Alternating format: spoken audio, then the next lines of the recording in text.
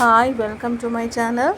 இன்றைக்கி நாம் lemon rice செய்கிறது எப்படின்னு பார்க்கலாம் வாங்க. அதுக்கு ஃபர்ஸ்ட் நான் கடாயில் எண்ணெய் ஒரு 3 டேபிள் ஸ்பூன் எடுத்திருக்கேன். நீங்கள் லெமன் ரைஸ்க்கு தாராளமாக எண்ணெய் விட்டிங்கன்னா தான் நல்லாயிருக்கும். இப்போ ஒரு டீஸ்பூன் கடுகு சேர்த்துருக்கேன். கடுகு நல்லா பொரிஞ்சு வந்ததும் ஒரு 2 டேபிள் ஸ்பூன் கடலைப்பருப்பு சேர்த்துருக்கேன். கடலைப்பருப்பு லைட்டாக வதங்கி வரட்டும், ரொம்ப தீச்சிடாதீங்க. கடலைப்பருப்பு போடும்போது ஸ்லோ ஃப்ளேமில் வச்சு போடுங்க.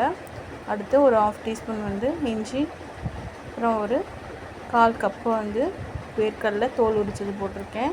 அப்புறம் 2 பச்சை மிளகாய் நீட் வாக்கில் கீறினது, அதையும் இதில் சேர்த்து எண்ணெயில் வதக்கிக்கலாம். இதுவும் தீஞ்சு போகக்கூடாது. கருவேப்பிலை கொஞ்சம், இதெல்லாம் ஸ்லோ ஃப்ளேம்லேயே வச்சு பண்ணுங்கள், அப்போ தான் தீஞ்சிடாது. நெக்ஸ்ட்டு ஒரு மஞ்சள்தூள் ஒரு 3/4 டீஸ்பூன் போட்டுக்கோங்க. அந்த லெமனை பொறுத்து தான்.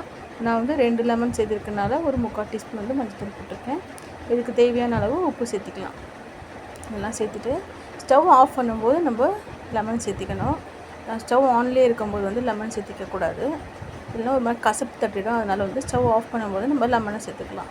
இப்போ 2 லெமன் நான் ஆஃப் பண்ணிவிட்டு புழிஞ்சு விட்டுட்டேன். இப்போது இது கூடவே நல்லா கிளறி விட்டுட்டு, இது கூடவே சூடான சாதத்தை போட்டு கிளறிடாதீங்க, கொஞ்சம் ஆற வச்சு போட்டு கிளறுங்க. அப்போ தான் சாதம் உதிரி உதிரியாக உடஞ்சி வராமல் வரும். ரொம்ப சுட போட்டிங்கன்னா சாதம்லாம் உடஞ்சி வந்துடும். இப்போது இதில் புளிப்பு சுவையை பார்த்துக்கோங்க. அப்புறம் உப்பு பார்த்துக்கோங்க.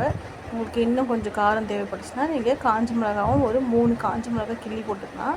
நான் இது குழந்தைங்களுக்கு செய்கிறதுனால பச்சை மிளகாய் மட்டும்தான் சேர்த்துருக்கேன், காரம் இல்லாமல்.